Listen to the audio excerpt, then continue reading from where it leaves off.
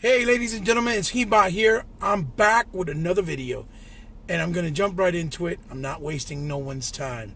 Now, first and foremost, this video doesn't apply to some people that I know and rock out with from a personal level because I know where they come from and their stance, and I understand that their approach is for their reasonings of respecting and caring for the Xbox brand. So for those who it does apply to, I mean, you take it how you will. You would take it whatever way you choose to. It's your decision. But I'm voicing out my opinions and my thoughts because, I care and I want to clarify some things, and hopefully help maybe open the minds of some people that have a lot of negativity or are losing faith, which I can understand to a certain degree, but we also got to be realistic about the situation, how these things work, how business works, how the gaming industry works. We're not employers in the gaming industry or developers or work for big companies like Microsoft or a Sony, so we really don't know the full details and the ins and the outs. So anyway, to get right into it, the Xbox community is suffering from amnesia right now. Amnesia, right? When you lose mentality. Everybody keeps talking about, oh my God, that, where are the games for the Xbox One X? Okay? When the truth of the matter is, there's games. But they're not AAA, but there's games. Now,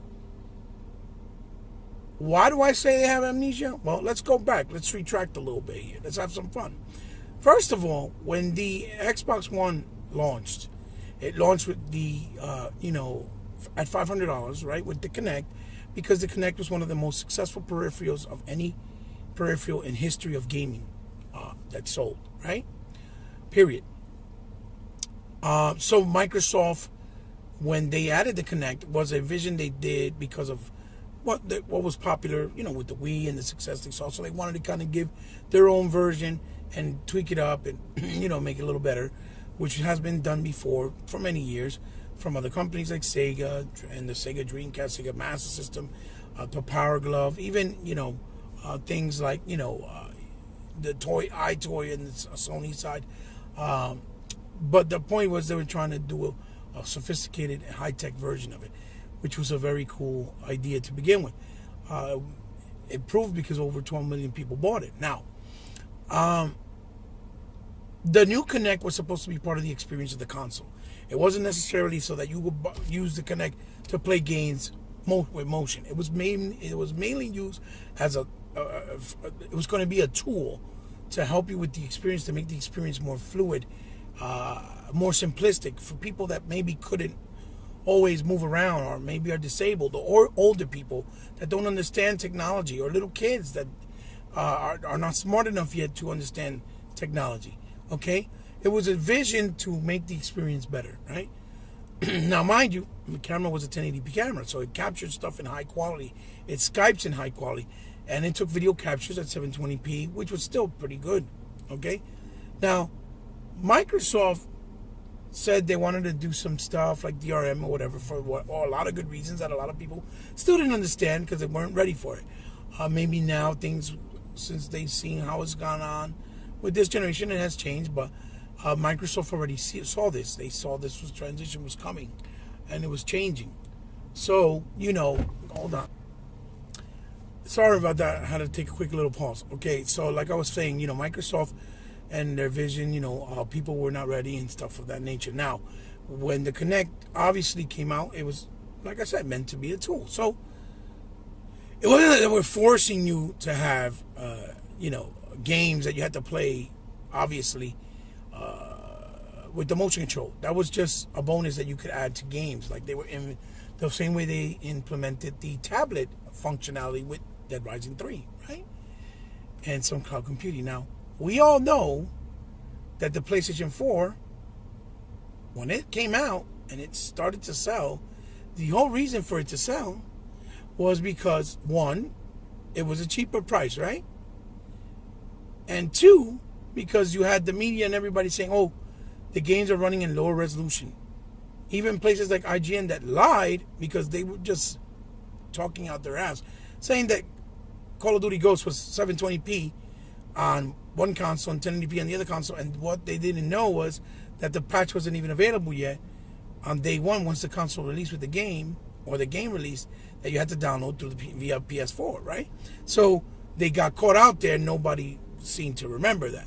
So the point was, it was because of power resolution. When resolution is not graphics, resolution is not power. Resolution is just clarity. It was able to output better clarity of what you had and the image you had there. But remember, the Xbox One console has one of the best upscalers in the world on a console. So we still got better performance in the frame rate with the upscaling of the 1080p. With the games were a little bit better resolution, they perform better on the Xbox with the frame rate. Because Digital Foundry would point it out, but then they would mask and say, well, the better version is the one with the better resolution, when that was a bunch of bullshit, because gameplay and frame rate stability is more important than resolution. Any real gamer knows this. So they had two titles that were big, was Knack and Killzone, and then Resogun. An indie game, a Killzone, which was lackluster at best. Okay, had nice visuals, but it was lackluster. The game got really tedious, getting real tedious and boring right away. And then Knack was an overpriced game that should have been priced as an indie game. It was $60, and they sold it for $60 when it should have been really a $20 game, right? And yet people went out in droves and bought it. When it makes no sense to pay less money for a console that, one, wasn't offering you a evolutionary experience like the Kinect was trying to offer with the Xbox, right?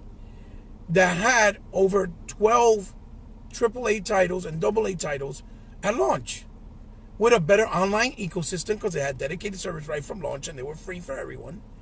Plus, not only that, right in March, they released their first big new IP in Titanfall, which did pretty well for them. It sold 10 million, which, by the way, the only reason it came to exist was because Microsoft helped them save the game.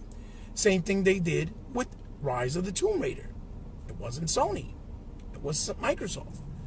You have a cohesive online ecosystem and online party chat system. But because they had to reconstruct, obviously it took, because of the backlash, people feeling that they were being forced down their throat to buy the Kinect with the console, right? They were forced, so they had to reconstruct and take everything out and make sure that everything worked correctly. So without the Kinect, on top of that, they had to sacrifice the launch in multiple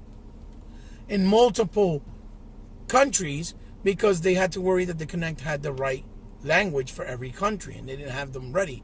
I think they only had like 57 countries, I could be wrong, ready at launch.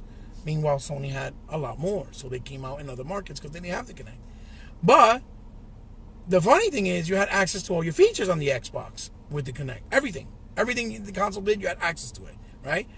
Plus, they kept updating to give you more monthly, and month by month, because they listened to the fans. Meanwhile, on PlayStation, people were twitching because Twitch came out first, because they put a lower high-end version of it that you could use with their subsidiary camera that was really a piece of shit because it was running 480p, right? That was older and lower resolution, that didn't do nothing in high-end 1080p, not no game share videos, not no twitching videos, not no any type of Skyping videos, because they don't even have Skype. They have something else, I think, that is from another company. And no features that you can turn it on off your console and control everything just by your voices and with the IR blasters, right? So you were paying more money, but you were getting a better experience that felt more evolutionary or more futuristic or more, it felt like the future of what gaming was trying to offer, with real games that were quality and top notch. And they also proved that yes, the console had the capabilities with the ES RAM for you to bring up the bandwidth speed enough to match any game that's multiplat and be parity. And they did it with Diablo, and they did it with Destiny, because they send in their developers and engineers to help Bungie and help the guys that did Diablo to make the game run 1080p 60 and 1080p 30 with Destiny.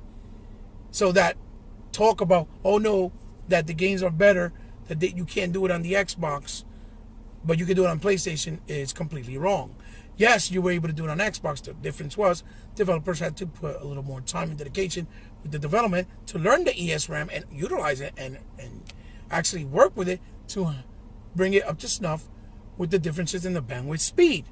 With the PS4, since they had the DDR5, it basically did it on its own because it was the more advanced chip, because they started the manufacturing for the dev kits and the console itself after Microsoft already had the console in development and constructing it years before. So now we're back to this point where everybody knows that PlayStation didn't have no big AAA games. They brought out Infamous. It was okay. It was a good game, but it was just Infamous. It was nothing new. They didn't bring anything out new until they brought out like The Order and Bloodborne. The Order was horrendous. It wasn't that great. It was a game that should have been $20 as well.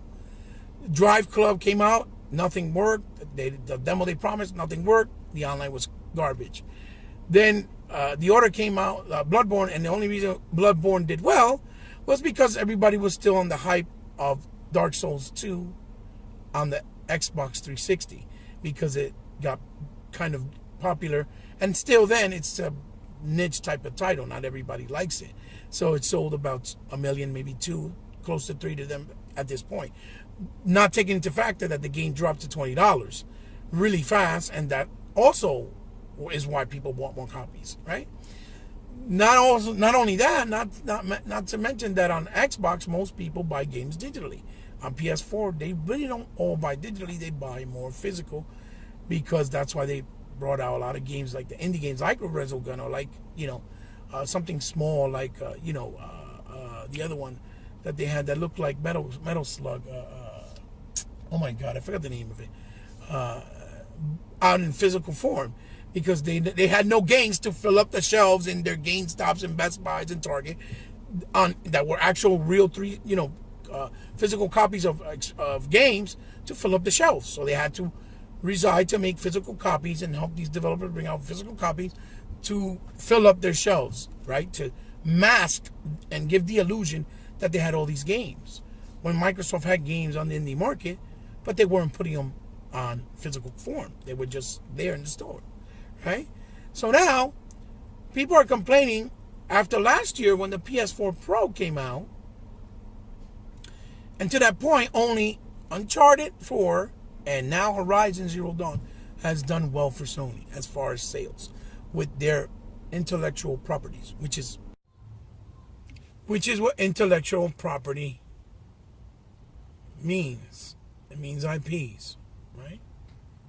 Now, I didn't even touch the fact that the PlayStation 4 didn't give you the option to be able to get into all of its, all of its special features that the console offered, because in order for you to get the special features, you still had to get the camera. Like when they brought out Twitch, they brought out an inferior version of Twitch. Microsoft kind of pushed it back because they wanted to put Twitch on a 1080p format, a higher resolution. So when you Twitch, you had a good quality when you streamed it, the video quality. On PlayStation 4 was still 480p. And the camera, because of the fact that they didn't come with the console, they had they had short supplies.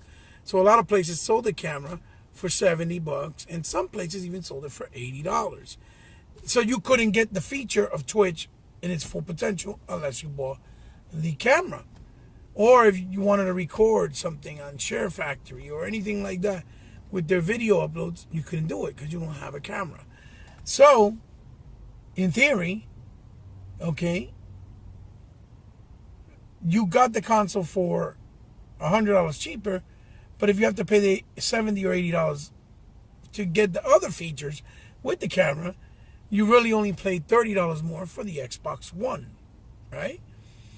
So they haven't had any really good games, like I was trying to say, or successful games really, with the exception of just the Japanese handouts they keep getting because they're the dominant console in Japan. So Japanese developers will put those games on their console without them having to pay for the development or the marketing, because in Japan, the PS4 is already almost at 4 billion, I believe, in console sales. So they're going to put it there because it's a Japanese console. Okay, now, that was another thing I wanted to touch that I forgot. Meanwhile, on the Xbox, because you got the Kinect, you were able to do anything you wanted with the Kinect that was available with the camera, included in the full package. So the bottom line that I'm trying to say is, yes, you were paying more money, right? But you were getting the full blown package right out of the box, right from the jump. You didn't have to buy anything separately. And yes, it was a choice, but if you needed to use it for features like recording videos, doing Twitch, no, it really wasn't a choice, because you still have to go get the camera if you want to do these things, for the exception of the people that don't want to do the videos, right? But with the Xbox, you had it because it was part of the experience. It wasn't just there to sit there and use the Kinect to play games using motion control, because that wasn't what it was. It was a tool to make the experience feel more advanced or futuristic or evolutionary, whichever one you choose to, consider. So we're gonna fast forward now, right? And talk about how they're saying, oh well, the Xbox One X, there's no reason to buy it because there's no games. And this is what I'm trying to get at with the Amnesia and the problem that's bothering me. The PS4 had all those games lined up, and now you're seeing more of the releases this year, because all those games were announced way back when in the launch. Even Uncharted was announced in the reveal of the PS4, and it finally came out last year. So their cards are all being filled in, right? Even though they had hiccups with games like Drive Club and games like Street Fighter and games like Little Big Planet Online, and and horrendous releases like that really didn't promise on what they said they would give and deliver with those games. With Xbox, you had all the games that were set up from the beginning of the launch that was already set in stone, with a couple of delays, obviously, because of the fact that they had it already set in stone, right? Now the Xbox One had the delay with Fable Legends, but again, they put $75 million. They had to cancel it. Peter Molyneux left. The game was not being in progression. Phil Spencer said, oh yeah, it's coming out next year. He probably went back right before E3 to check them out, because that's what they do. And he saw that it wasn't nowhere near in presentable form.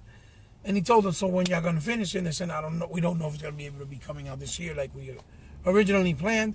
So they had to cancel it, because Phil don't want to continue to invest in something, and neither would anybody that has smart, savvy decision, and make the game come out and then nobody's happy. Plus, not to mention that the fans of Fable were not happy with the original style that Fable Legends was trying to do. Even though I liked it, I thought it was cool because it was a new direction, it was something different, and it's good for franchises to try new techniques and new steps and new styles to keep people invigorated and then keep the franchises interesting, right? But they did it. It's all said and done. They closed Lionhead. They divided into different divisions. But if you notice, and if you keep up with Xbox, they still trademark, the Fable, because I'm pretty sure that they have future plans to make another Fable. The same way they did with Scalebound. Hideki Kamiya was so vocal saying, oh, this is my dream property, this is my dream game. Nobody wanted to fund them because it was going to be too expensive. Microsoft goes in, boom, they repatent, they give them they tell them, we'll buy the IP, we want to keep it a lifetime exclusive. They wanted to make comic books, a TV show, maybe animated or whatever, and also wanted to include the, and funded the property. Instead, they had so many other projects they were working on, they concentrated on doing those things as well, divided their division, instead of concentrating on the big game, because this was the game that was going to put them essentially on the map and make them big, right?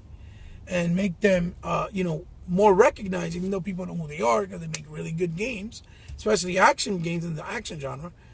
And they probably the same thing. They went in, from what I'm hearing, is the game was really bad in frame rate, wasn't really doing Well, I'm suspecting it was because it was very ambitious.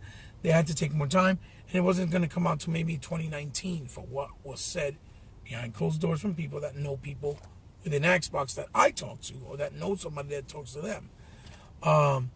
So it only made sense. It's what it supposedly was $100 million investment, but yet they finished near when they did it in less than a year and a half, because they announced it like in E3 the year before, and the following E3 they said, yeah, it's coming out this year.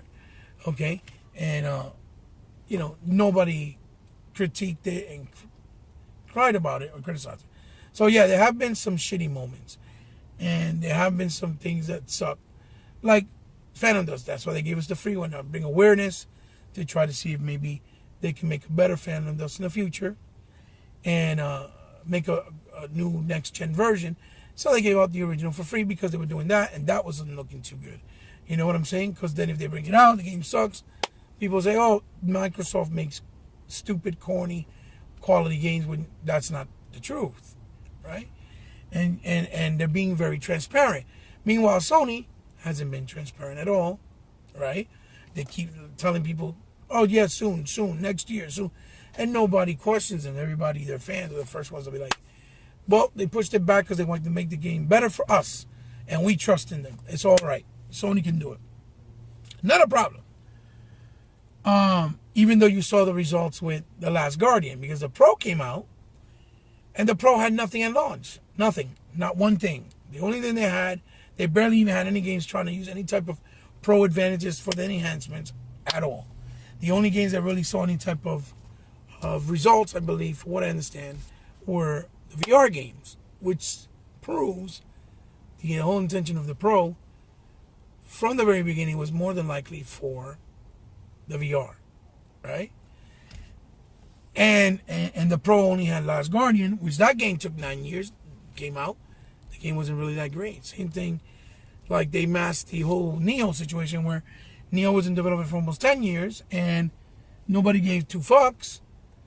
Finally, they get somebody to develop it. They saw that it was doing well. In Japan, they didn't even publish it. They saw that the Dumbles they brought out were getting hyped up and getting good media press, and they figured, well, look, Bloodborne did well. Let's capitalize on this for the American states. Let's publish it in America 4 months before the game actually came out.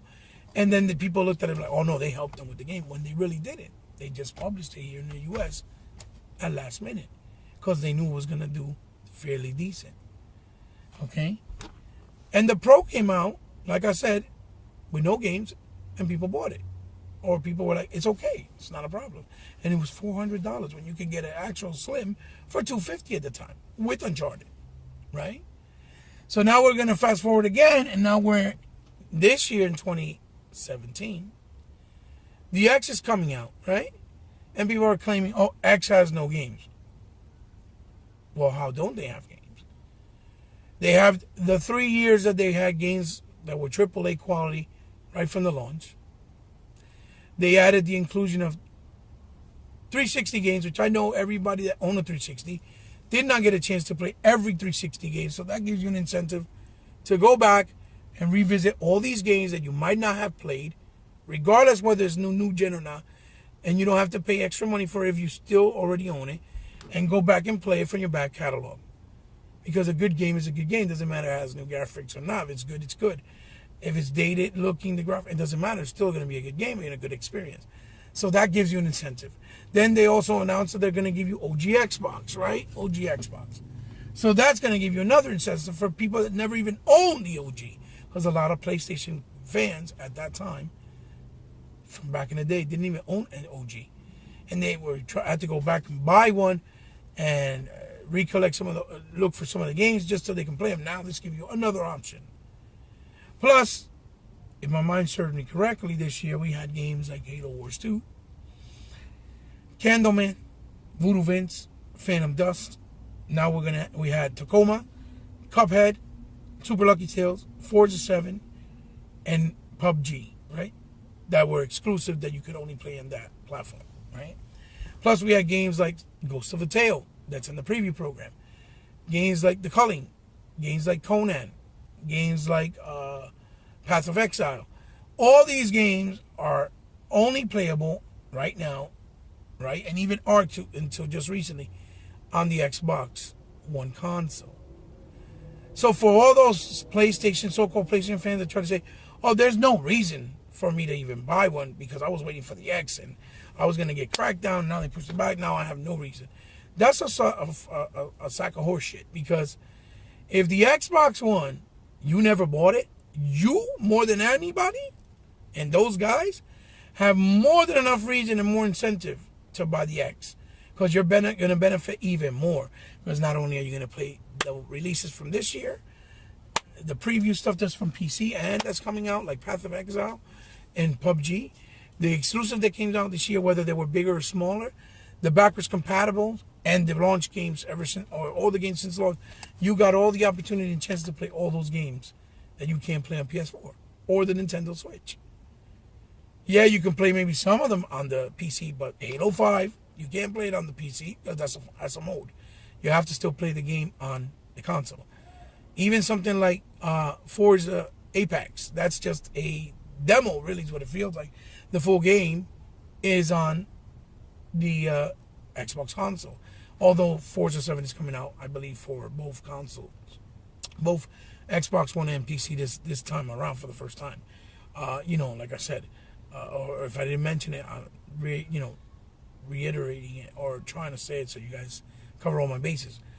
So you have more than enough reason to play the games. Not to mention, all the multiplats are going to be at the highest quality and caliber that you could not get on the Pro at all, that match or even further surpass the PC version of the games.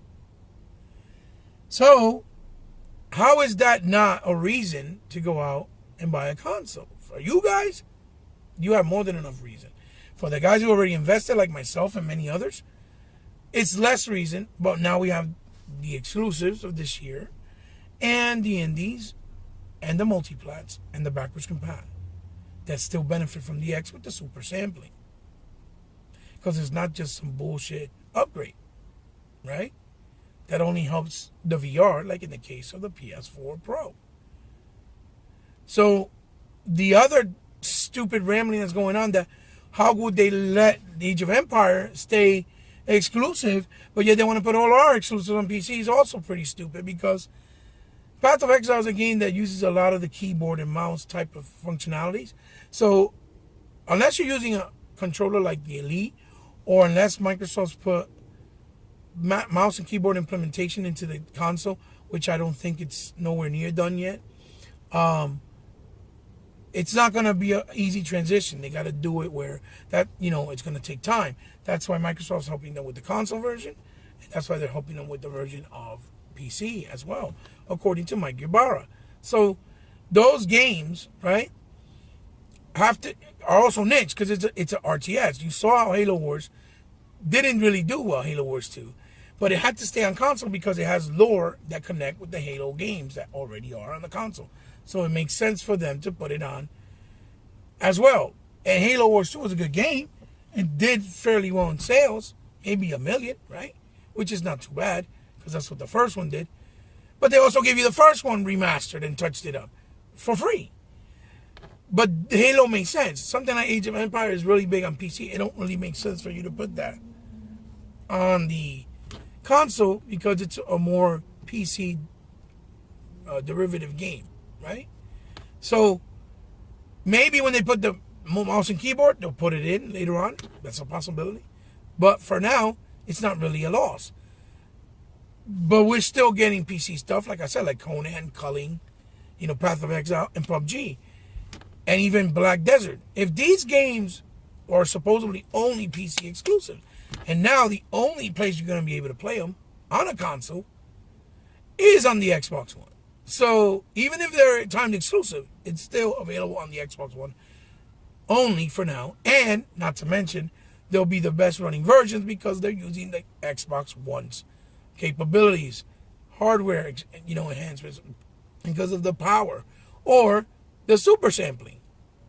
So you still can't compare and say, well, I'll play it on PS4, because you're still going to play an inferior version for almost the same amount of money. Whether you're paying $400, $500 is irrelevant. So that's why that whole thing about, oh, well, PS4 was cheaper when the Pro came out, makes no sense. Or even the PlayStation when it first launched, because they had no games, okay? They really didn't have an ecosystem for online really ready and up and running. You had to wait forever for AAA. They rest all their laurels on fucking on indie games. That's what carried them most of the way, unlike Xbox. And now because they're getting the Japanese handouts and things that they mentioned in launch, they're finally all in fruition. They're trying to say, oh, well, they got a better lineup. No, they got a better lineup now, 4 years later. So it didn't matter that you bought it back then. It was really a waste of money. I rather, like many people, have paid the extra 100 and got more bang for my buck right from the jump, which I did. And that's what the benefit was. X, you're getting even more. You're paying the same price you did for the one when it first came out 4 years ago, but now you get even more because now you got the back catalog and everything else, multi-plats, indies, everything at the best quality, plus most being able to capture in 60 frames and 4K your videos when you're streaming, or when you're doing your video streaming on Twitch or Mixer, or even capture, right? And perhaps even the screenshots or whatever, right? Plus, you got wonderful things like Upload Studios, which I'm pretty sure they already said they're working on to upgrading and doing stuff. And we're going to have a new avatar system, which looks really nice, like the Disney style models, more like a Disney animation, which looks also pretty awesome, right? These are great features. So buying the X is not a waste of time. It's all in who really looks at it the right way and in a mature way. But if you want to be a troll or a hater, obviously, you're going to hate. So if you don't want to buy it, then you don't have to buy it. But no one's losing. And y'all just stop trying to rain on the parade on those that are enjoying the fact that they're going to buy it and get it now. Okay? And the other thing that I want to touch before I try to end this video, and I magically changed my clothes, is because Microsoft didn't have what Sony had. When Sony launched, all they had was nothing but success. So all they had to do was worry about bringing out their games and doing marketing deals. Microsoft couldn't do that because Sony just rest on their laurels and their success, did their mudslinging to make Microsoft look even worse, whichever way they tried, and the media helped them, the haters, the trolls, and now the Xbox dudes that give up and quit and don't think about all the good things that we gotten, like Control Lab and Elite Controller, and all the options that they're giving us in the features, changing all the UIs and making them really more simplistic, adding stuff, putting things in, all the updates that we get, plus the free games we get monthly, are getting better and better compared to the PlayStation Network, Plus, we haven't had no hiccups with the online shutting down and PlayStation constantly. Every once in a while, that happens still on their network, right? Where you can't even change your name. And if you guys don't even remember, Microsoft need marketing deals. Microsoft started this generation with the best marketing deals at the time. They had the Call of Duty one, they had the one for Need for Speed, and they had the one for Battlefield.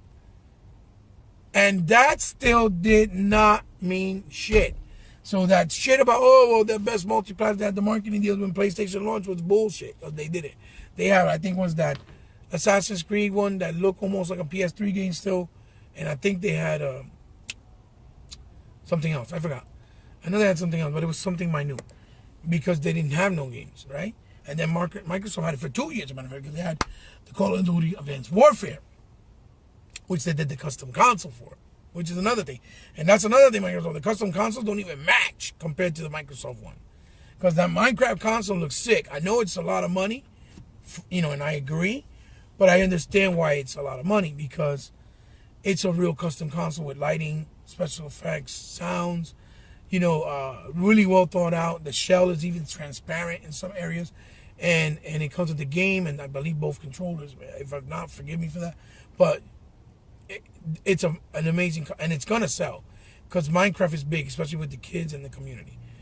So the difference with that, again, to go back to it, is Microsoft couldn't do that. Microsoft had to, while they had all the hate, they had to reconstruct everything, from the UI to the console to the presentation to the lineup to whatever they're going to do and how they're going to bring out their games. The cancellations, even though they were being transparent. All of the releases that were already in place that need to be done, with all the updates, and making a new console, and giving us a Slim, and giving us an Elite controller, and giving us backwards compat, and giving us a more robust online, and better features in the console with the UI changes, updates, and integrations. It's like night and day. But they couldn't be happy with their success and enjoy any success with the Xbox One. So they couldn't go enjoy it and make the road easy for them for Sony. So that's why Sony appears to have the upper hand, and that's why they've had the upper hand as far as the games now. And that's why they've had the success with sales, because they've had the help from everyone and they didn't have to worry about fixing anything. Now Microsoft couldn't do that. They had to basically go from the down to back to up, from the highs and the lows. And they haven't flinched yet. They still smile. They're still making our customers happy. They're still grateful. They still show the gratitude. They still tell everybody, don't worry, we heard you. We're going to do whatever it takes. So from this point forward, going forward, from this holiday, based on what Aaron Greenberg said, and all those other things like the 100 plus games being enhanced from the back catalog, to next year with State of Decay, Crackdown, and Sea of Thieves, and Ori, and Ashen, and perhaps a Horizon 4, and perhaps even Halo 6 might come out next year, and whatever else we may not know about. I think it will be nothing but games, because Phil has says it. And he's going to concentrate on the games, and he's going to concentrate on making new studios. He already said they're working on it because they know they need more to alleviate the work from the ones they have existing, which is also a plus. So all that Amnesia, I'm sorry. You guys really got to retrack your way of thinking and realize that everything that's done, even with the delay of Crackdown, they got hate. Supposedly the multiplayer is not done yet. It still needed some work. So they said, okay, so while they finished the multiplayer, so we don't have to either release it incomplete or release it in the window where we have all these other big games like Assassin's Creed and, Battlefront 2 and, Forza, right? Because it's still going to be big for them. And they're still their own competition as well, because that's a game that's Microsoft. Or games like Call of Duty or PUBG. All these games are going to be high praise, and it's a lot on the table. So them giving Crackdown that window also helps in the sense that when it comes out, if there's less games coming out, it gives it a better opportunity to sell, on top of making a better experience graphically with the multiplayer and the campaign itself. You have to be super objective and think realistically and act mature, because this is part of the game. This is the way gaming's been forever. It happens. But to sit there and blame and say, oh no, we don't have no games. No, that's not true. You guys that were saying that, oh, I was going to buy it, Crackdown wasn't going to be a console seller. That means you're never going to buy anything at all. You see what I'm saying? So that's a bunch of BS. So those guys are just trolling to ruin the excitement to those like myself that are excited to play these high quality games on a console instead of having to invest in a PC for a cheaper price with less nuisance and, at the comfort of a console. That's it. Is that point? Is that plain and simple? You guys need to really just be patient, because patience is a virtue. And I guarantee you, at the end of the day, we're going to be rewarded and we will be happy with the end result. So I'm going to try to figure out what to say to finish this off and what I can leave you with. I'll be right back. So I'm going to leave you guys with this. Just play your games. Enjoy what you got. If you want to buy the Xbox One X now, great. If you don't, that's your choice. It's also your option. But stop hating and making it miserable for all those who are enjoying the possibilities and the options they're getting right now coming this fall.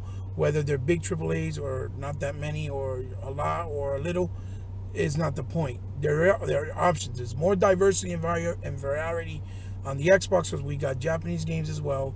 We got indies, we got AAAs, we got AA, we got it all. Okay? And I guarantee you, from the holidays forward, going to the next couple of years, into 2018, we will start seeing the fruits of Microsoft's labor. And we, as the gamers, will get better quality AAA games. So I say, don't panic, stop worrying. Everything, there's always a light at the end of the tunnel, like it's been said. It's a saying, and it's very true. It's just having patience. Patience is a virtue. When you have patience, it always pays off at the end. And I'm not saying none of you have been patient, because I know you have. We all have. Some more than others. So this is a video to maybe stimulate you guys and uplift you a little bit to look at things from a mature gamer, a root gamer, and someone that has been around the block and seen this silliness and unfortunate things that happen in the gaming industry. Because through the Sega Saturn era, it was rough. Through the OG era, it was rough. Through the Dreamcast era, it was rough. You know what I'm saying? You really think that Shenmue game being picked up by Deep Silver now should be on the PS4 only? That's a shame. But I'm assuming it's because they don't have enough games. They're just going to publish it for them. They're not going to help them with money to develop it. That's what I'm assuming. Because all Dreamcast fans back in the day bought the game and bought Shenmue. But most of the PlayStation fans that were in that generation and that claimed to be PlayStation fans since then, they didn't buy Dreamcast. They said, I'm not spending my money on that. Even though it was the most powerful console, it had online right on the box, 4 controllers right out of the box. It had a fucking plethora of games that were high quality, from the arcade to intellectual properties for the home console. And it had the most powerful hardware in any console ever at that point. It had an arcade architecture in the console with just less memory. And the games were fantastic, okay? And amazing. Had great games, okay, in such a short period of time, and it was only $200. And they still didn't buy it. They said, I'm waiting for the PS2 because it's going to be more powerful and it's going to have a Blu-ray player, or a DVD player rather, excuse me. And the launch lineup for the PS2 was garbage. Fantavision, Bouncer, the joke of Ridge Racer that it was, for the first year and a half, until I think was Devil May Cry came out, part 1. That's when it started to pick up. And Metal Gear. And then, things like, Final Fantasy and God of War. That's when it picked up, but it was years later. For a while, they did the same thing. So it's a repeating cycle with all Sony's consoles. Just some come faster than others. Their consoles never have shit in the beginning. Then, as time goes on, they build up their library, and people are happy. But people don't complain. They back them up. Because the difference between Sony fans and Xbox fans is Sony fans, no matter what they do, they believe in them, they put their trust in them, and they don't talk shit about them. They barely talk shit. If they say one or two things, it's a miracle. Xbox dudes that are so-called claiming Xbox, real hardcore Xbox fans, the minute something don't go the right way, even though, let's say we had a lot of cool things coming out, or things that have been given to us because they've been listening to us and trying to appeal to us, we start saying, oh, we don't care. Oh, they don't care about us. We give up. We quit. We act like weak little kids. Like little kids in school that cry for anything. Oh, he's looking at me the wrong way. Are you serious? Dude, this is part of the gaming industry. This is part of the gaming universe and culture. It is what it is. You go low times and you have high times. But it doesn't mean you have to complain like if you know what it is to work in these companies, because y'all don't. You really don't. No one does unless you work there. This is your boy Ebot. Thanks again. I hope we can rock out soon. Again, forgive me for the low picture quality of the video in the second half of the video, because I had things I had to do. I had to pause it to stop, so I had to redo it from where I left off, and it was already nighttime. But I appreciated you sticking around, hearing me out. Leave comments, good or bad. Just let me know how you feel. I don't get offended. I'll try to answer as reasonably and respectfully as I can. If you're just trolling, I'm going to ignore you. I don't waste my time with trolls. So don't bother, because I'm not going to read it. I'm just being honest. And, I hope this helps you guys and make you feel uplifted and alleviate some of the concerns. Because there are legitimate concerns. But there's always a reason for everything when it happens. And we got to look at it maturely and with more logic and sense. Not just bark down the throat. because of all this negativity that Microsoft got has gotten worse, is mainly because of the bad press and the media, the haters and the trolls, and now the Xbox One guys that are, or Xbox console fans, Microsoft fans that are just, giving up or losing faith. It ain't gonna help. We have to help them out. By sticking to them, but respectfully and in the right approach and with the right messaging from us, the consumer, and they will listen and they will get better. I promise you that, because they've done it so far. So guys, and shout outs to intromediagaming.com, my boy 100, and the rest of the gang. Shout outs to my boy No Legal Felon on my Facebook group and the DX Mansion. Check out my latest videos if you can, if you want to. You don't have to. Shout outs to, it's 100. I mean, like I said already, or Master Chief and Sir Merkham and Jalon, Collider, Ghost, Young Kano, obviously, and Live Wires. Live Wires is real cool, active all the time, and always trying to give positive lights on stuff, and logically, even though you get a lot of hate,